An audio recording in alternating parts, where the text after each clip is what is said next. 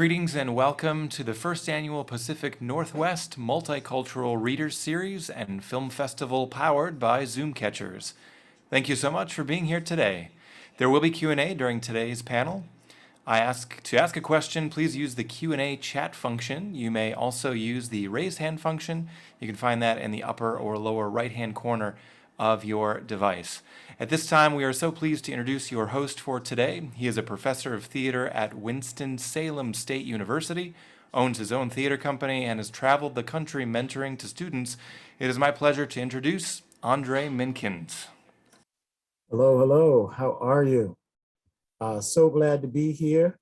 And it is a pleasure to be at this festival, the inaugural kickoff event that took place here on yesterday, and then the events today, and then we end up with just having a wonderful mixer and whatnot that people have been to.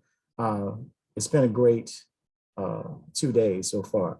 I would love to just dive right into a lot of things that I want to talk about when it comes to playwriting. Now, I'm Andre Minkins. I'm a professor of theater. I have done so much in theater. And the reason why I speak to playwrights at festivals, at my very own institution and in other places is because I have been on both sides of that aisle. I've been an actor. And as a young actor in college, I was blessed to have been involved in a couple of new projects that really piqued my interest into how do you make a play work. And then in college, I also had a writing partner that I would work with, and we actually wrote a couple of we called them skits at the time, but then it actually started working out that we were diving into playwriting full on. Now, these two plays that I referred to in college that were brand new plays, I got a chance to watch the directors and the playwrights work with each other. And then, of course, at the technical part of it, and this came, these words became real. And there were rewrites. There were things that there were struggles between the playwright and the director or the dramaturg to get things together. At that time, we didn't call it dramaturgy. Not in my circles. It was, it was just a director or somebody who helped, with, making sure that plays worked well. Some people call themselves play doctors, script doctors. So let's dive right in about what makes this process so daunting. Well, first of all, as I mentor and I do dramaturgy work, I mentor playwrights around the country. And a lot of things that I see, and with my students as well, is that as a society, we are so inundated with television and film. We grow up with television and film playing in our ears, those recordings on how stories are being told. And well, so when it comes to writing a play for the stage, playwriting, it becomes difficult to divorce yourselves from the explosions, the car chases, the sex scene, the things that sell in film. And then for television, of course, there is the episodic weekly television serial or the miniseries where sometimes, you have loose ends because, you're going to handle some other aspects of that family's relationship or situation the next week or the next episode. With the play, however, you don't want to, have flashbacks. You don't want to have, that's not what you're aiming for. There are some plays that go way beyond the rules of structure that as we know it and as we advise new playwrights and young playwrights, but getting the foundation first and then going off into all those other directions and being an exception to the rule, that's great. You can do that, and that will be, but that's coming. Some of you guys may be on the other side of that, but now having to backtrack because you're being told, well, it's missing something, or I really like it. Yeah, really like it, right? But then where's the mass production of the play? Where's that producer that's saying this play has to be done right now? And then some of you all know who have been published or have gotten producers to greenlight a project. Changes are inevitable. So I say to my playwrights early on, be prepared to rewrite. Okay, don't feel like you failed the process, or that somehow you're not up to snuff or up to par. Rewriting is a part of what playwrights are supposed to do. Let's talk about this word playwright. Okay, Playwright. So why isn't it playwriter, like Writer? Because it's screenwriter, right? A novelist is somebody who writes books, novels, stories, poets. But what is that Wright? What does that mean? Well, it comes from Old English or Old German, some Greek origins as well. But that word means work. All right, Wright means work, which means you don't just write a play. I can write a movie, because in doing so, I'm writing the action for the technical folks to take over and make this story come alive, and make my character, win or fail based on all this action that's taking place, right? Or all these scenes of romantic love stories. How many places can we go to and romance each other, right? If I'm writing for a television show, how many episodes can I write in a season, and how can I make this situation? How can I help my characters overcome their situations every week? Situation comedy, sitcoms, right? But as a playwright, I want to build this story. I want to do something with this story that says I'm crafting something. I am making something here. And so what are the ingredients? It's almost like making a cake, right? You make a cake, you have to have eggs, butter. I hope I'm not making anybody hungry, right? Eggs, butter, milk, flour, these basic ingredients. And you can go off on tangents as to what icing you want. Do you want to add nuts, raisins, any other kind of fruit, or special flavoring, vanilla? What do you want to add to your cake? So the basic ingredients for writing a play, okay, is going to be archetypes. What? Well, characters that are drawn, that have already been drawn since the beginning of this storytelling thing that people do. There are people, characters that we know.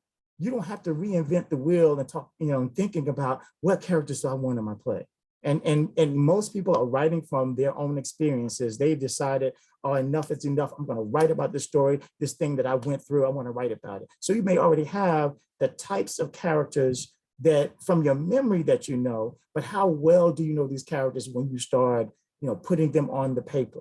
Because inevitably, you're going to have to speak in that character's voice, right?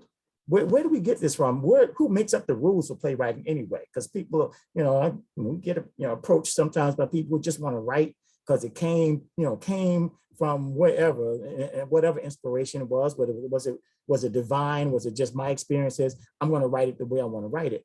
And the thing is, yes, you can write the story, right? But how do we make it a play? How do we craft and make it a play? How do we make the cake taste good? Right? If you're building a house, how do I make this house stand? What's the foundation? So archetypes, you're going to start there first. What are archetypes? We talked about that. Let me talk to you about a few different kinds of archetypes that you guys can take with you. Okay, so we have the hero, you have the outlaw, you have the magician, the magic person, you have the sage, the wise person. You have people who are creative, the creative persons. You have the everyman characters, the people that are, people who are workers in an office, or just regular folk that we consider regular people. There are rulers, people who rule things. We have the innocent person. We have caregivers. We have the jester. We have explorers. We have the lovers, of course. So you want to look at that list and pull up archetypes, because those are people, those are people that we know. Those are characters. They're going to be in just about every story you can imagine. Okay. How do you make the people in your life fit these patterns? Well, find out the definitions and what we say in literature, who these archetypes are, And then once you do that, you should be able to attribute whoever you're writing about to add some of this personality to that. All right. So again, the lovers, the heroes, the outlaws, the magicians, the explorers, the sages, the creators, the innocents, caregivers, jesters, and everyman characters, and the rulers. Those are the archetypes you can start with. There's some offshoots. There's some other characters, some other types and personality types that you can find, but those are going to be your main basic archetypes. Now, what's the next ingredient that you need to have? Well, these characters have to have some kind of relationship. So we got to figure out what these relationships are, right? Are they related in some way? Mother, daughter, co-workers, what are their relationships to one another? Okay, who are these people? What are their relationships? Okay, and we want to mix that in. Those characters want to mix that in. And now we need a plot, right? What is your plot? That means the arrangement of these characters and how this story is being told. What is that arrangement going to be? Okay, and you guessed it, there are several kinds of plots that are already out there for you, so you don't have to reinvent the wheel. Okay, so let's look at some of these plots. All right, some of the plots that are already in existence, you're going to have the battle of good and evil. You're going to have death and rebirth. You have innate wisdom versus educated stupidity. Look that one up, that's fun, right? The initiation, the hero's journey, the magic weapon, rags to riches, nature versus the mechanistic world, or mechanical world, the quest, and the task. So let me slow down, okay? Battle of good and evil. We know those stories. Those are stories we grew up on, right? We like for our children to see those epic battles and those stories. And a lot of times we're watching the action in films and we don't even get the fact that that's what the story is teaching, right? But for a play, we want to make sure that that as you mix in the ingredients, that's in there, that you understand what your plot is going to kind of smell of. What do you want that baking smell? What do you want that to smell like? You want to attract the people to your story. All right, death and rebirth, innate wisdom versus educated stupidity. Anybody who knows a teenager knows what I'm talking about because they always know better than you, right? Of course, they have that wisdom. They've been on the planet 17 years. They know a lot more than you do. 14, some kids start at 12, right? So innate wisdom versus educated stupidity. The initiation, okay? Character matures and takes responsibility. Those are the times you root for when your child graduates from college and going, yes, now let's see what they know about the world and what they're going to become. All right, the initiation, the hero's journey. Okay, we've seen those over and over again. Batman, Superman, all of these heroes and what their journeys are. The magic weapon, Okay, being something like the chosen one, like King Arthur. There's this sword that only he can pull out of the rock, right? Then there's the rags to riches story. We know this story. We know Cinderella. Actually, Cinderella is like a microcosm of riches to rags, because if you tell the whole story, she used to be rich. Her father was a very wealthy man, and then when he dies, then she becomes, even though the family's not doing great, but they're not poor, but Cinderella is, because she no longer has any claim to her father's fortune. So their story is from riches to rags, rags to riches, because as she becomes the princess, she regains that status again. So you see, though, how you can do combinations of these things already by just mentioning that. So rags to riches, riches to rags. Okay, nature versus the mechanistic world or the mechanical world. We see that in a lot of movies now. The quest, someone searching for something or searching for someone. And the task, something that must be done. Now, a lot of these, when you look them up, will refer to movies, right? Because that's the cash cow. That is the $1 billion millionaire maker. That's where people want to be. That's what people know because they were babysitted by the television. They went to movies every chance they got. Families did movies together. All right. So yeah, I'm smelling this cake coming together. Now you have your archetypes of your characters. You have your character relationships, defining what those are, and you have your plot. You know how you kind of want to shape your story. Now, people who do biopics or films about and plays about their own lives or other people's lives will oftentimes find, well, this isn't exactly how my story went. Well, sometimes, real life goes a little bit differently than how you want to tell the story, right? We're boring. We're boring people. You can't talk about the day that you had nothing to do in the middle of the trial that you had. So sometimes it won't look exactly like how it happened to you. But you don't want to shortchange your story. Don't feel like you're shortchanging your story by doing something artistic with it. But your audience definitely will appreciate it with that. Okay, and so now, what else do we have to stir in here in this cake? We have to have some structure. Okay, we talked about the plot. How do you create a structure for these plots? Well, there's exposition. Exposition is that, that word that sometimes gets people. It's a nasty word because sometimes people don't understand, what does that mean? Okay, exposition. It is the introductory information about the character, about why we're here, about where we are. Okay, so we use those W words: who, what, when, why, how. Exposition, you can cover a lot of the exposition. That can happen at any point in your story. It happens best in the beginning or close to the beginning.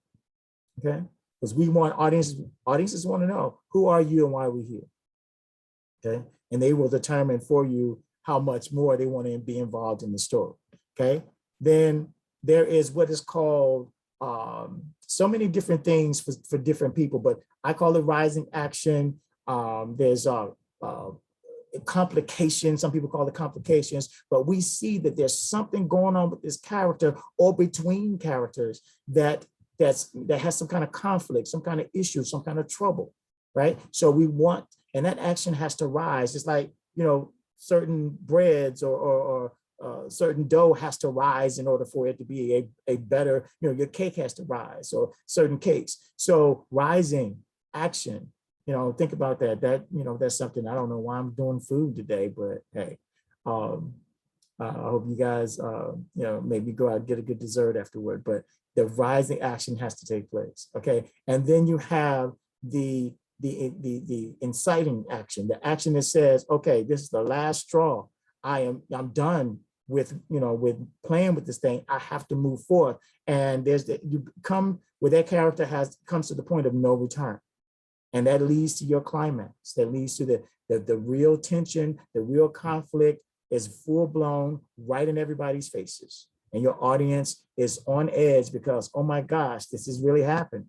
Okay. Then there's the falling action where, and beginning the resolution so that these characters, we can see them either changing in some way.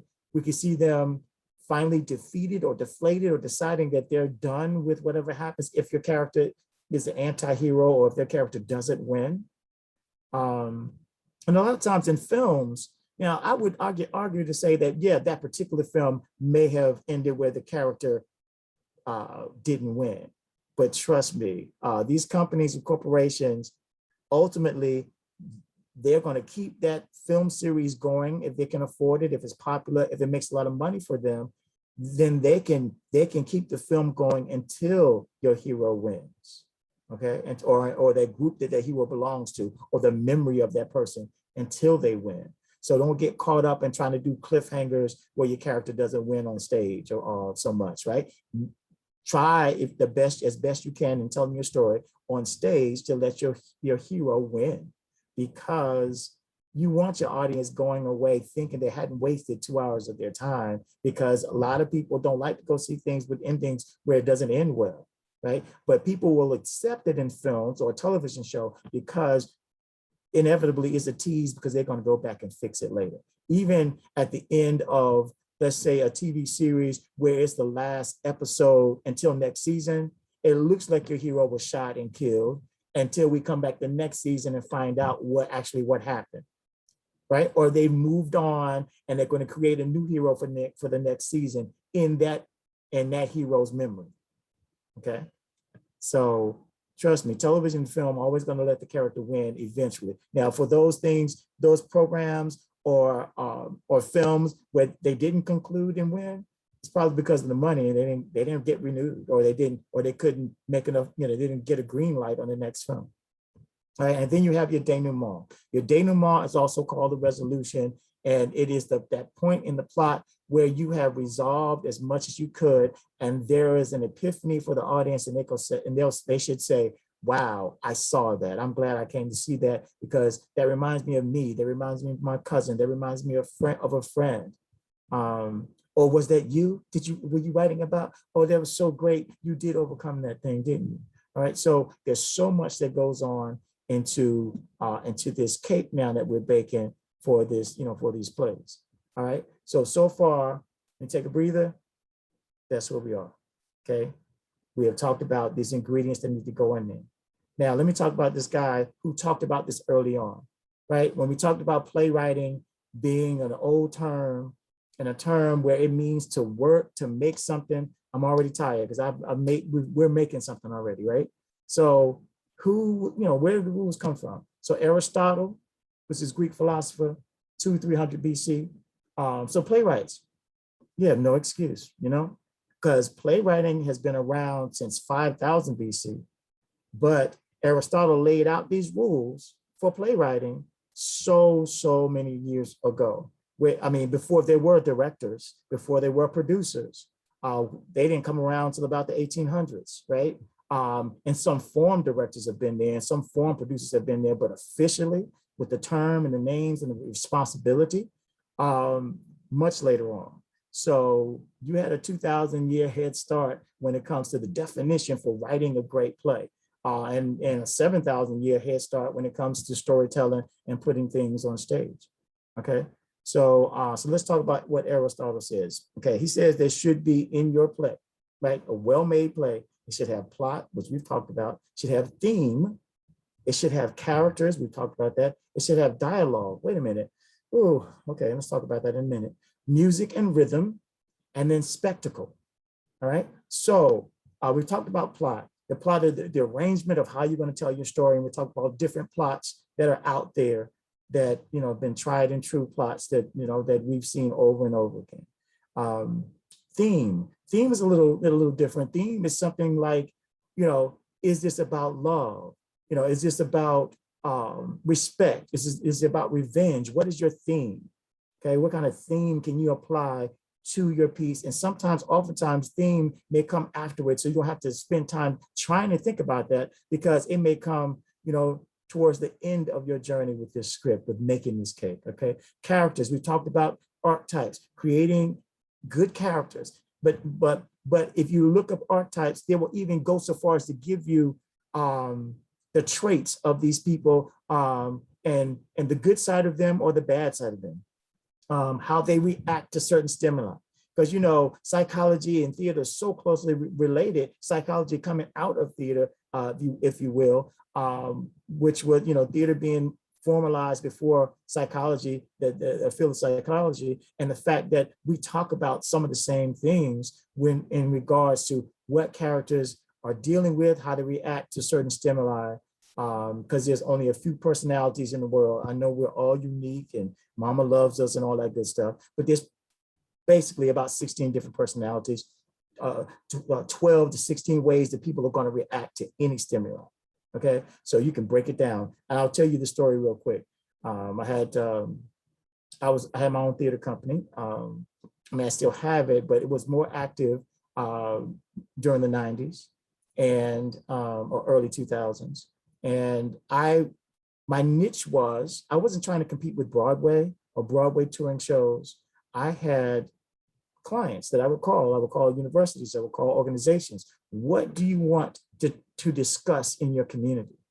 And I said, if I don't have a play already that hits on that, I'll write something. So I wrote a piece for Women's Issues Month, myself not being a woman, would not take on that task and say, I know, how a woman thinks or feels about anything. But I did the next best thing. I interviewed women and got them to tell me their story. And because these women were acquaintances of mine, or they looked at me in a certain way, they didn't want to tell the whole story. So they told me the parts of the story that were interesting and something I can start with. And well, I went and researched and did some psychological research, looking at psychology books, reading some things. And I looked at what they were telling me, and whatever they gave me, I would go from there and I would look up what this situation was like for them based on what psychology says. And then I went back a week later and I handed them the monologues that I had written based on their story. And they were like, oh, wow, I don't remember telling you this part of the story. And I was like, no, you didn't. But what I did was I went and I looked it up. So, and the very reason we tell these stories and you want to tell the story in theater is because you want people to feel like they're not alone. And that's what touches people in theater and film and television, that they can see themselves on stage.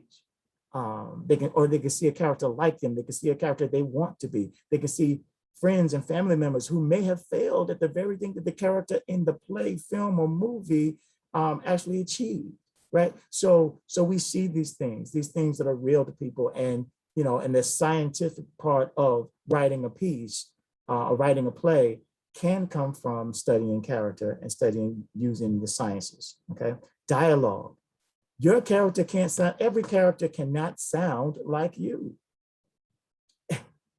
Hey, so you need to learn how to hear voices. Now, I would say, there are writers that shut themselves off, like, Stephen King, right, to write his classical novels, and then they turn them into films and whatnot.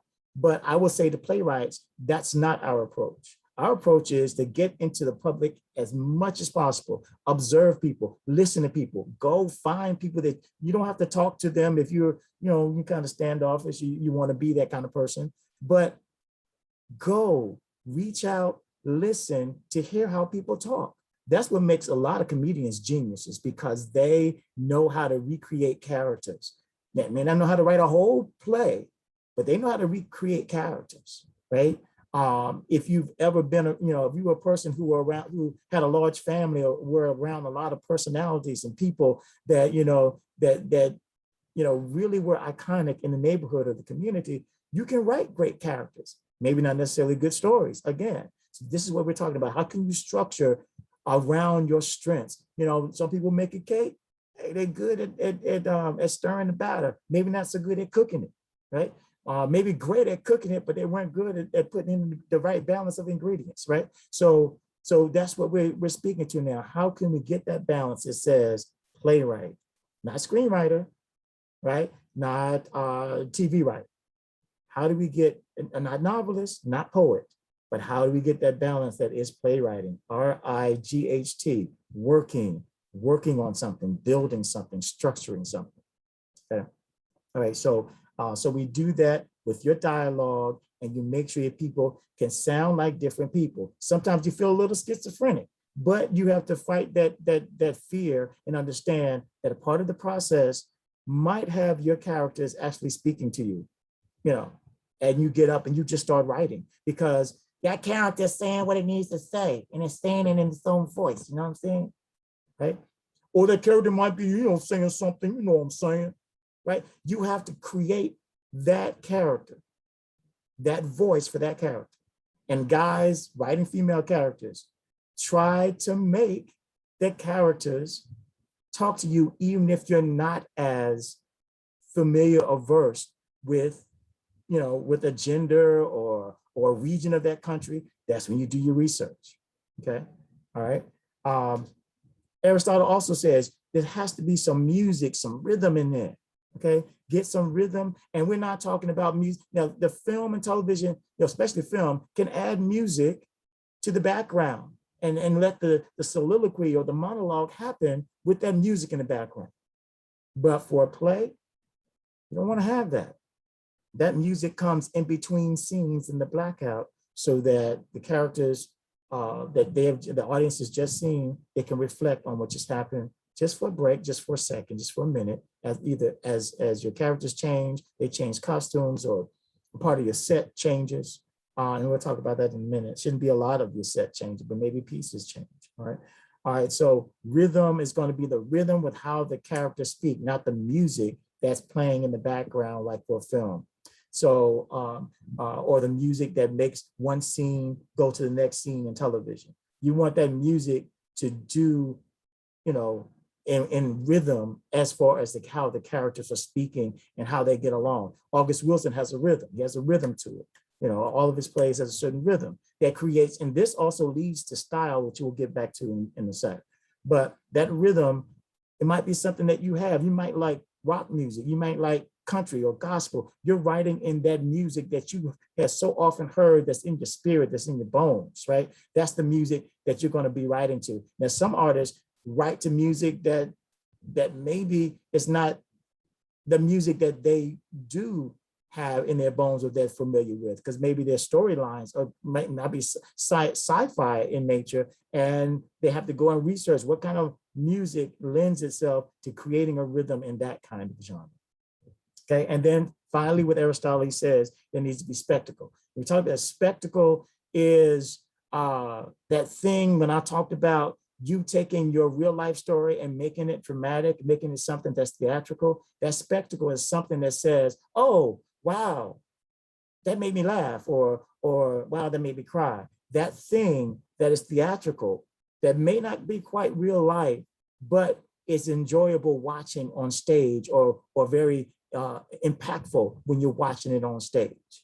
Okay, so allow yourself to drink that in and talk about, and we'll talk about that as we do the Q&A in a minute. So now that is Aristotle's BC plan for writing the well-written play. And then as we moved forward into the modern era, there were some things that got added and subtracted. And so what got added for us as modern playwrights is the audience. We want to write with the audience in mind, okay? You want to kind of know who your audience is. Understand that audience. Who are you writing for? Okay, that's who you're marketing towards. And yeah, we're writing for the world. We're writing universally, but we want to understand who is that target audience. Okay, and then convention. What style? We've talked about style. What convention do you want to write in? What do you want to leave instructions for your director, so that he can or she can tell the tech people what kind of set to build? What kind of space are we going to be in as we create these characters? That's not solely on you, but those are some things that you can hint towards by helping us understand what is the setting, where are we, okay? What time period are we in? So that convention, being able to use certain things in order to get at that setting, that time period, that place that we're in, okay? And then genre. We added genre. We took spectacle and rhythm out or pushed it aside and put genre in there. What kind of genre? Just like music has country, gospel, blues, jazz. What is your genre? What style are you writing in? Is it tragedy, comedy, melodrama? Some things that have passed on. There's some things we don't really write true tragedies like that anymore. You know, people have attempted that. But what kind of story where do you want your story to live as far as its flavor is concerned? Okay. All right. So we talked about dramatic structure, and make sure you guys, if you have any questions on that, we'll talk about that. And a few things I want you to know. I'm going to make this very simple. Okay. All right. Know your audience. Know the issue that is going on in your play. Know the plot. We talked about plot. Know your characters. Talk about that. Know the first few seconds, minutes, first scene of your play. What's happening? What is the action that the audience can look at, and complication the audience can say, wow, this. Now, unlike a film, we can't do a car explosion or car chases and you know, somebody jumping from a building in the beginning of the scene. They tried that with Spider-Man. And of course, that, you know, we had a lot of issues on Broadway with that, a lot of liability. So your task is your first few seconds should be impactful, and then everything moves on from there. And then know your voice. Knowing your voice takes time, though, sometimes. And your style develops over time. It's connected to your style. That develops over time and not necessarily happens all at once. All right. I think I am. Oh, okay. I wanted to add a couple of things now. We mentioned a few things about your setting and your dialogue. There's so many things that come along with that. You know, the setting really could be something that is a star area of your play. I saw a play once where the whole fight that the characters had, conflict they had, was around, you know, Grandma's house. The house was like a main character. Grandma's house was the main character of this piece, and these main focal point of this piece, and that the characters had to negotiate around. Okay, there are plays that, you know, where your setting matters so much that the storyline revolves around that setting. Okay, so don't forget about that. And at this point, I want to leave time for some questions and see if I don't know if I left anything out. I knew I wanted to get through this fairly quickly, but I think we're good. So any questions? Anybody want to ask any questions about some of the things that I've said? And let's talk a little bit about the project that you have, that, you know, if there's something you want to throw out there and say, look, this is what I'm working on. Or this is a piece that I have worked on and I can't seem to get it where I want it to be. Because I will say, oftentimes, playwrights that I do consult with, when we go in initially, it's hard to tell somebody what you're feeling about a piece. That we know there's something missing. When you test that cake, you can't automatically say, "Oh, wow, I know what's missing. It has no vanilla in it, or has no eggs in it." It's hard to do that unless you marinate on it a little bit, just kind of see what it might be. So oftentimes playwrights will blow up the whole piece. I'm just starting over. Calm down. That's not the way we do that. It's not a typing exercise. I know some people that, you know, they miss a line and they just blow up the whole piece and start over again, which I never understood. But playwrights do that. I had a playwright recently do that. And I let her hit the wall. I call hitting the wall. I let her hit the wall. And she finally said, "I don't know what to do. I'm stuck. I don't know." And I said, "Yeah, you blew the whole piece up, didn't you?" Say, "What? And you let me do that?" "Yeah, because I want you to see that we're not talking huge fixes. And when you run into that wall, you realize I'm not trying to make the play happen. I'm trying to make the play that you say you want to happen. And here's the anecdotal things. You say you want to make a chocolate cake. So here are the ingredients that go along with the chocolate cake. Also, this is your story. Here are the few lines that need to be added here, change this here, make this happen here." And now you're starting to see it. Oh, okay. Now that you did that in one spot, go back and fix that other spot that had the same rhythmic issue or same character relationship issue, right? So, so you want to make sure that when you either hire somebody or have somebody consult with you or have somebody read your pieces, that you understand that rewrites don't oftentimes require of a script that's already kind of good, people okay with it, but it might be missing something. You don't have to blow the whole thing up. Okay. Any questions? Q&A? Anything while I'm talking? If you have a question or comment for Andre today, please use the raise hand feature. You can find that in the upper or lower right-hand corner of your device. You can also use the Q&A chat function. Just simply tap Q&A and enter your question in the chat, and I will read that aloud. Okay, cool. Okay, because I don't want to go around in circles. I want to make sure I'm talking expressly to somebody who joined us today. Any questions? We do have one question from the attendees. If I'm working on a script which is adapted from a book, and the book has the same title as a sorry, I'm trying to decipher this here. book has the same title as a previous playwright's piece that has been published. How do I approach that? Good question. Good question. Several things you can do. You can check and see if, how long ago was this play written? What, what's the copyright on that piece?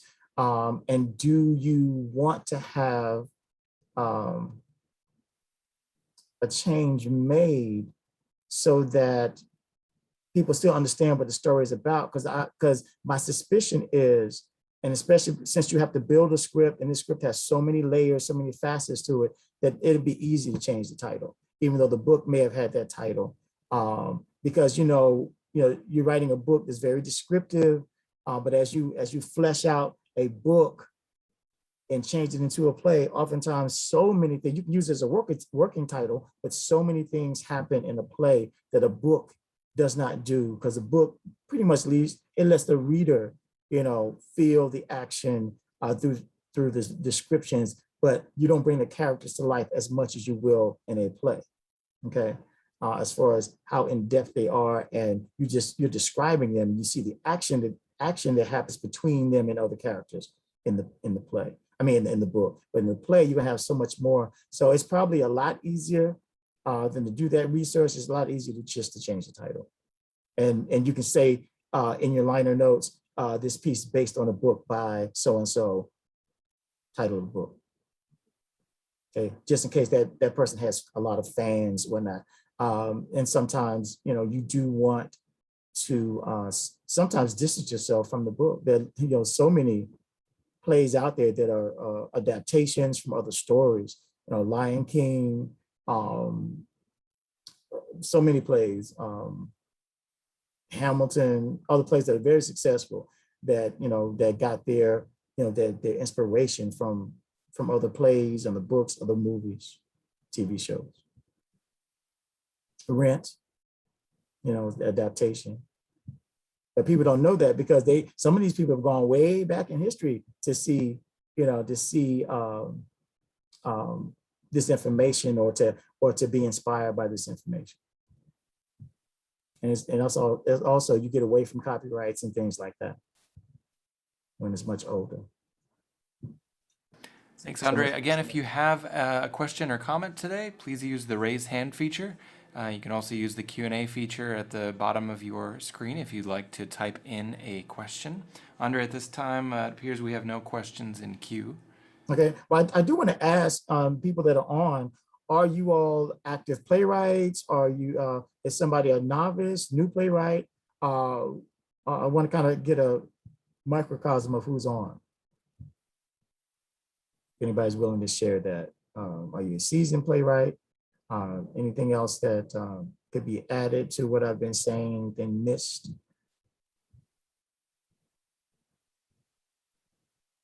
Like I said, I went fairly quickly. I'm used to going about 1 hour and 20 in class, but I wanted to make sure that I stay well short on this. We do have one response from an audience member. They are a seasoned active playwright. Good, good. Thank you for joining. Thank you for joining.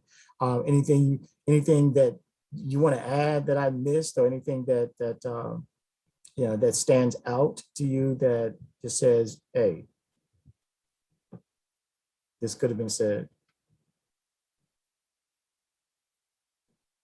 Because maybe we'll reach out. Maybe we're reaching out to you next festival to get you to talk about something concerning playwriting. We do have another question from the audience regarding submitting work to festivals. Mm-hmm. What is the best approach to begin that process? Okay, there's so many questions to answer about that.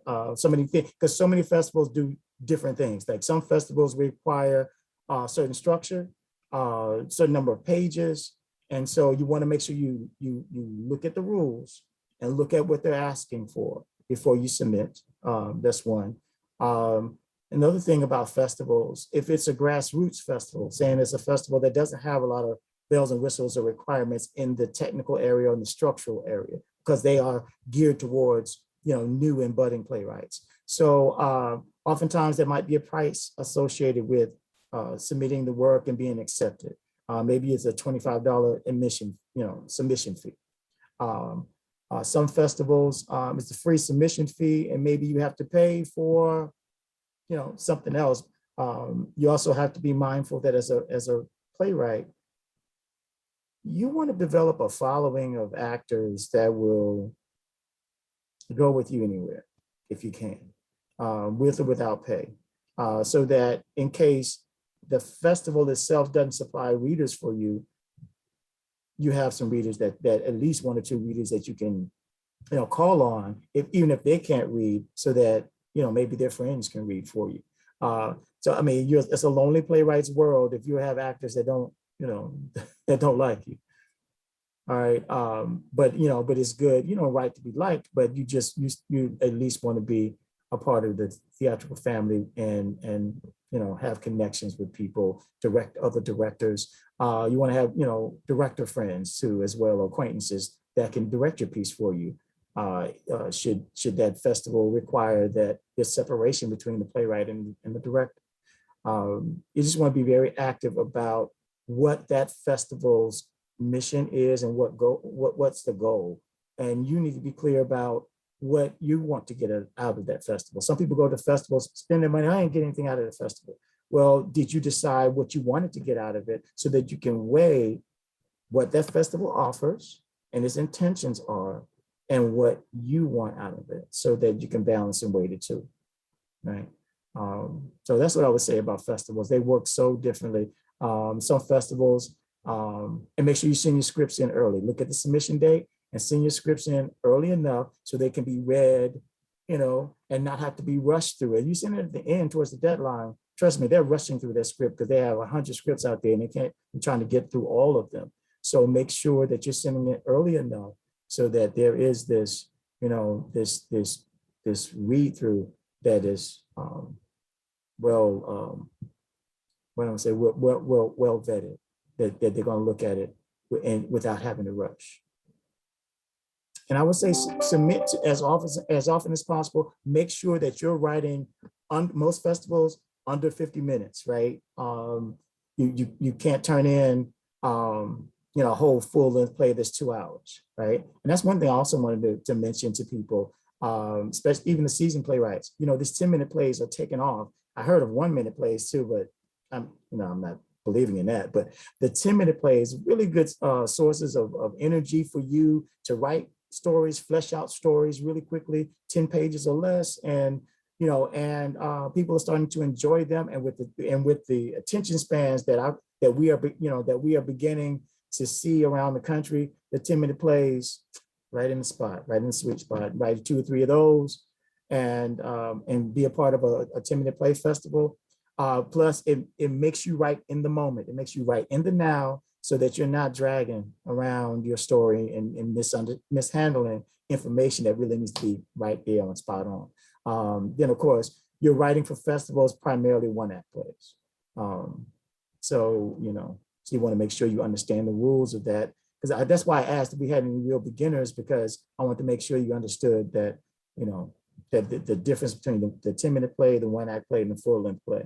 Just, and really quickly, for a 10-minute play, no blackouts, everything happens right there on the spot, has to be finished in 10 minutes. No scene changes, any of that kind of stuff. And of course, for your one-act play, we're talking 3 or 4 scenes. Playwrights don't inundate us with 22 scenes. If you're going to write non-linearly, non-linear plays where you're doing flashbacks and a lot of different things, I get it, but you don't want to make a habit of overwriting these scenes. You want to stick in there, have those 3 or 4 scenes really tight, and make that play, make it sing.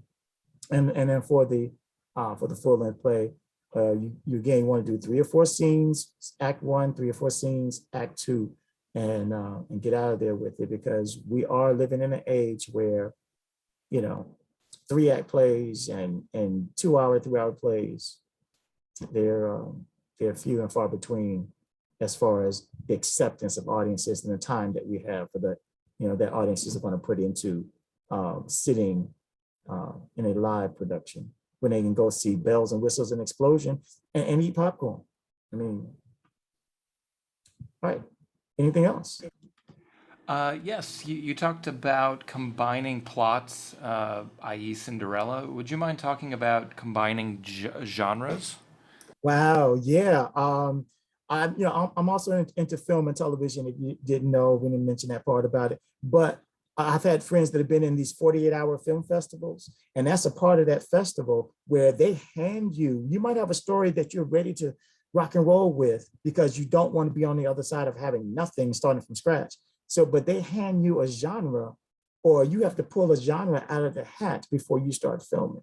So being fluid and flexible in that area is a great question. And you might want to delve into, writing in different genres, getting out of the style that you're used to or comfortable with and start writing in other genres. So let's say you're writing something that's kind of based in um, may want to go pull something out of the hat, try a tragedy where where your character has a tragic flaw, and then mix it with, another genre. Let's go like a play with music, like mix it with musical theater and allow that. I mean, that's kind of like probably what happened with the Barbara Seville or something like that, where you have horror and music at the same time. So you want to try doing that. It's kind of fun, and it may morph into something that might be one of your top selling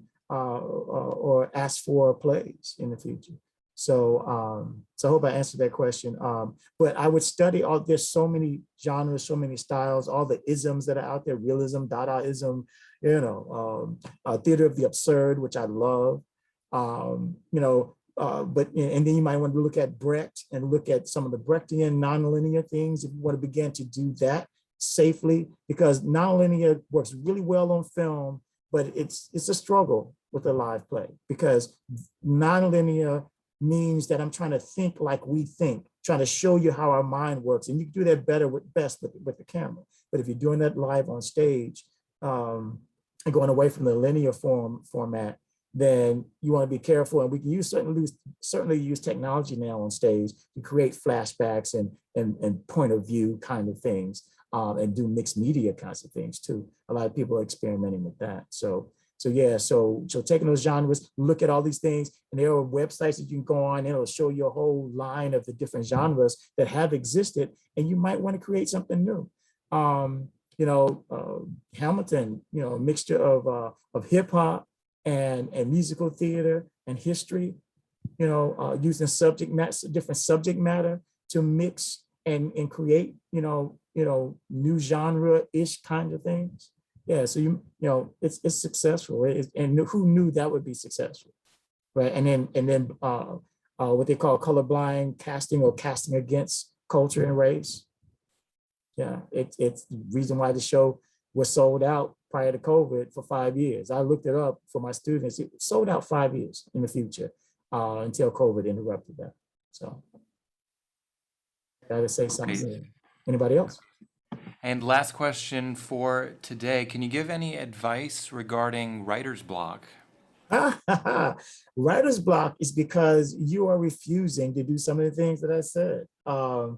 In order to you're going to have writer's block if you're not in touch with your characters and trying to create that voice, or you didn't listen when they spoke to you and you're going to write it the way you want to write it, and the character just shuts up, right?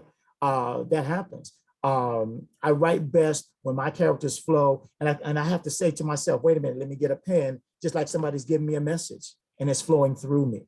So a lot of times writer's block happens because of that. Sometimes the block happens because you're afraid of the information, because it's in there, something that you buried, and it starts to come into the forefront and you just want to back away from it. I would suggest getting a mentor or a consultant to help you flesh it out so that it's not your own thing necessarily, right? So you can talk it out, get things out, especially somebody who has a psychology background or a person who has that kind of personality.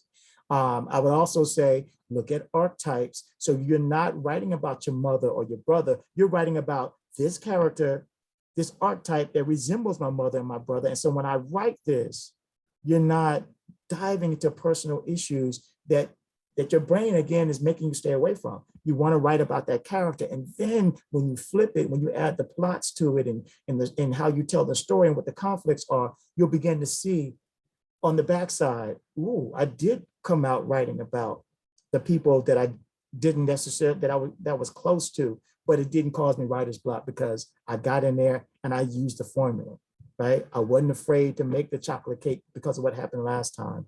I'm using the formula and I'm just whistling in the kitchen, just making it happen, baking that cake.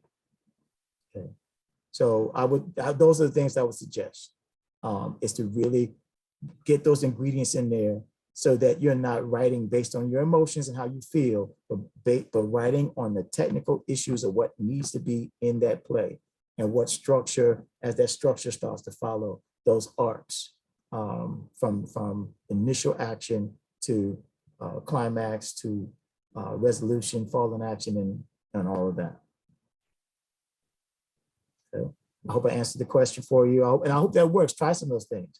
And then if it's a matter of just you being too uptight because you're on deadline, I know deadlines can cause people to be a little stressed, or you feel like, oh, I'm getting older now, I've got to get this place out, nobody's produced, or based on income, get some candles, right? Let those candles, don't burn your house up now, some scented candles, and just allow yourself, or, some kind of yoga or something that allows you to relax and unlock some of those issues surrounding why you're having to write so intently too, if it's a matter of something like that.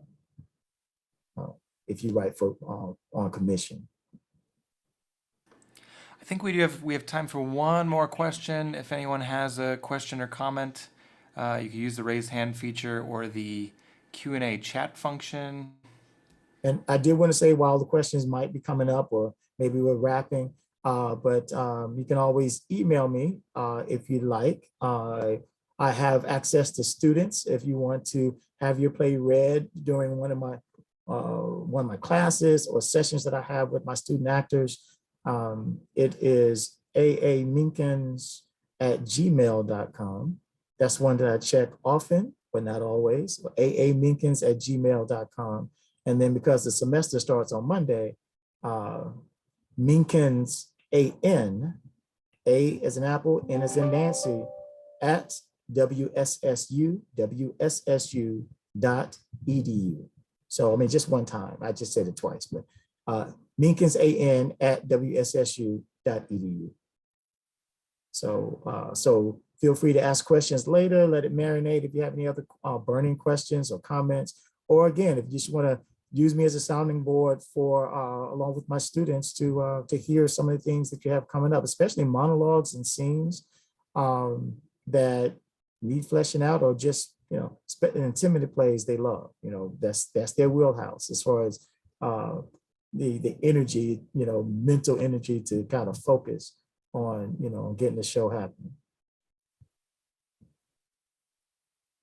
Anything else? Everyone, Andre Minkins. Andre, thank you so much on behalf of the Pacific Northwest Multicultural Reader Series and Film Festival for joining us today. We really appreciate having you. Well, I'm glad to be here, and everybody have a wonderful, if you're teaching or producing, have a wonderful fall. Pray that COVID, takes a dive and we can get back to what we love doing, and that is, being around each other and being in the theater and making magic happen on stage. So thank you a lot. Great, thanks so much. And thank you again for joining and participating. Please check out tomorrow's schedule. There's so many amazing panels, screenings, play readings happening tomorrow, Sunday. We hope to see you there. Thanks again, everyone.